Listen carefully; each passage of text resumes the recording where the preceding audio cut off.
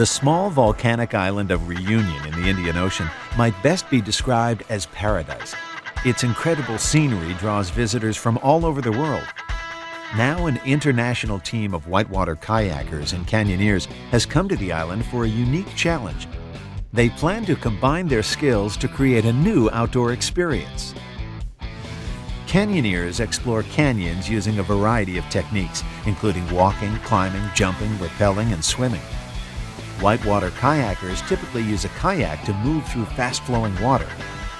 This team has combined these two adventure activities into an incredibly exciting sport called canyaking. The team is made up of 3 professional kayakers, Brad Ludden, Seth Warren, and Ben Selznick, all from the United States. Canyaking is a hybrid that is using your skills as a canyoneer. In other words, your ability to get through a canyon on ropes and harnesses and sliding, as well as your ability and skills as a kayaker, and combining the two. 2 other men have joined the team, canyoneering guide Chris Schnaller of Austria and local canyon guide Christoph Schoem. Reunion Island, it's a paradise in the world.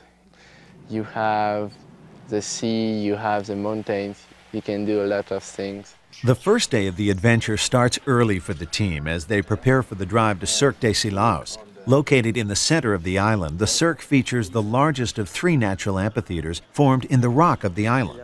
It's actually supposed to be the best canyoning resort in the world.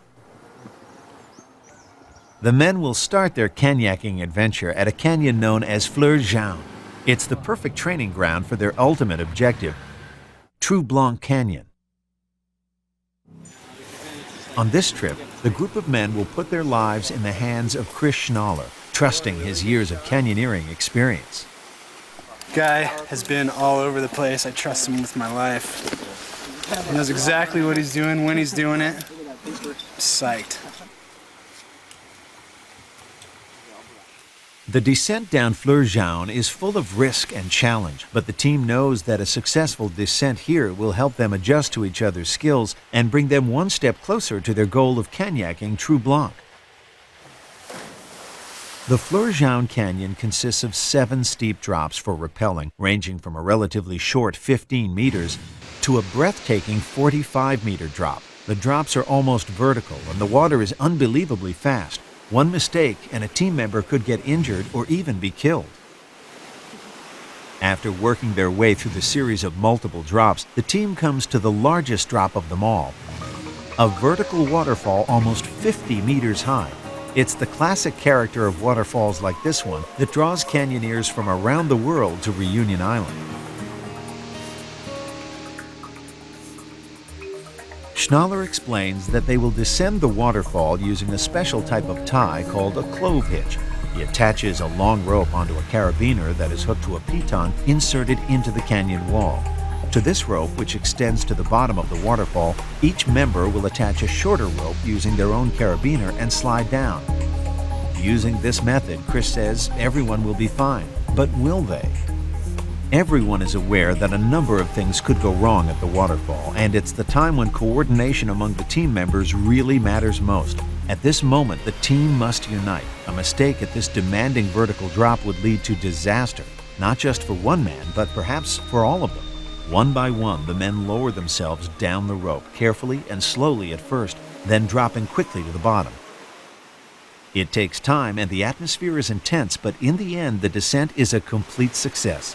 The team now knows that it's ready for the next step, Trou Blanc. The next morning, the team must leave Silaos and walk towards the Trou Blanc Canyon, which is over the mountain's edge to the northeast. Everyone agrees that the best way to get there is to hike over the highest point on the island, the peak known as Piton des Neiges. After hours of hiking up the forested paths, the group finally reaches the top. From their viewing point at the peak, the team can see far into the distance. It's a beautiful sight, but one that falls on tired eyes. The team will make camp here and rest for the night before they continue their trip to Trou Blanc. It's 4 o'clock in the morning when the men wake up after a well-deserved rest. Later, they talk about their plans for the day. Now that we're here on top of the peak at 6:30 in the morning, We're gonna go down, we're gonna drink a little coffee, have a little bit of breakfast, and then hike another 4 hours onto Hellborg, while 2 of the other people from our team go down, get the cars, and meet us over there. The lovely mountain village of Hellborg lies in the inner region of the Cirque de Salazie, in the northeastern part of the island. Local guide Christoph Schoem has come with the team to consult and bring first-hand knowledge of the canyons and terrain. It will be a very, very good day with a lot of sand. The perfect day to do kayak in Trou Blanc. Yes. The men must bring all of their equipment with them for the trip, which includes helmets, backpacks, paddles, and kayaks. It's so much more fun going kayaking with a harness, and you abseil in. It just mixes things up and gives kayaking a whole new perspective. So we've just made it through the flat section. We walked our boats through it, got to our first slide, and it looks pretty good to Canyak. It does look, though, like you can piton pretty hard at the bottom. The men inspect the waterfall carefully, weighing the risks and dangers. Once committed to the fall, they'll have no control over the direction in which they'll go. Crashing into a rock could mean a broken arm, or worse. The rough and rugged terrain only compounds the problem. If anything were to happen, emergency evacuation would be almost impossible. There's not much room for diversity in line, so hopefully we all make it down it all right. I think it'll be good. The first Canyaker gives it a try. The drop is a great success. All the preparation has definitely paid off. From that point, each man goes down the waterfall at top speed, traveling quickly down the tight gap between 2 huge pieces of rock. Later, the men continue their Canyak through Trou Blanc, and it proves to be all they expected. These canyons, you have multiple abseils, tight little cracks. It's all about group unity, and when that runs smoothly, the canyon is nothing but butter. These men certainly make the sport of Canyaking look effortless and fun. As they approach the final waterfall, the team realizes that their trip through Trou Blanc is complete. They've achieved their goal of challenging the canyon, and they've won. This team of Canyakers has successfully combined the skills of canyoneering and kayaking, introducing a completely new sport to Reunion Island.